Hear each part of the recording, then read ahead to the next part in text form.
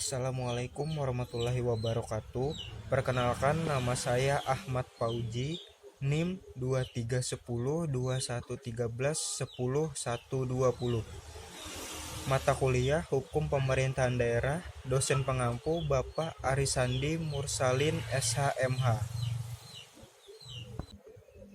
Soal yang pertama, jelaskan konsep otonomi daerah dan bagaimana prinsip ini diterapkan di Indonesia. Yang pertama, otonomi daerah adalah konsep yang memberikan kewenangan kepada pemerintah daerah untuk mengatur dan mengelola urusan daerahnya sendiri. Otonomi daerah merupakan bentuk pengakuan pemerintah pusat terhadap kemandirian masyarakat dan pemerintah daerah. Untuk prinsip ini diterapkan di Indonesia, itu bisa seperti pemilihan kepala daerah secara langsung. Masyarakat diberikan hak untuk memilih langsung kepala daerah, entah itu gubernur, bupati, atau wali kota. Hal ini memberikan masyarakat lebih banyak suara dalam menentukan pemimpin daerah yang mereka inginkan. Yang kedua ada pembentukan peraturan daerah.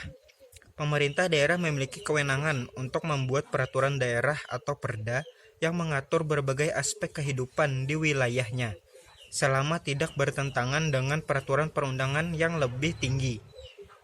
Dan ada juga pengelolaan keuangan daerah. Daerah memiliki kewenangan untuk mengelola keuangan daerahnya sendiri, termasuk menerapkan anggaran pendapatan belanja daerah (APBD), serta mengelola pendapatan asli daerah (PAD). Dan pelayanan publik. Pemerintah daerah bertanggung jawab atas penyelenggaraan pelayanan publik di wilayahnya, seperti pelayanan kesehatan, pendidikan, dan infrastruktur. Yang kedua, ada banyak daerah kekurangan orang yang memiliki keahlian untuk mengelola pemerintahan dengan baik. Ini membuat sulit untuk membuat keputusan yang tepat dan menjalankan program pembangunan. Yang terakhir, kerjasama kurang lancar. Pemerintah pusat dan daerah kadang-kadang tidak bekerja sama dengan baik. Ini bisa menyebabkan tumpang tindih tugas, peraturan yang membingungkan, dan program yang tidak berjalan dengan efektif.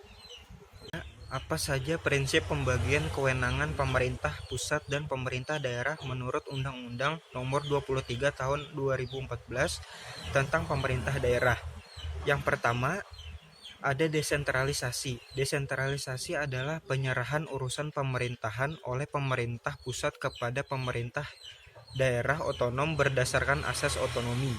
Yang kedua, ada dekonsentrasi. Adalah pelimpahan sebagian urusan pemerintahan yang menjadi kewenangan pemerintah pusat kepada gubernur sebagai wakil pemerintah pusat kepada instansi vertikal di wilayah tertentu, dan atau kepada gubernur dan bupati atau wali kota sebagai penanggung jawab urusan pemerintahan umum. Yang ketiga ada instansi vertikal, adalah perangkat kementerian dan atau lembaga pemerintah non-kementerian yang mengurus urusan pemerintahan yang tidak diserahkan kepada daerah otonom dan wilayah tertentu dalam rangka dekonsentrasi.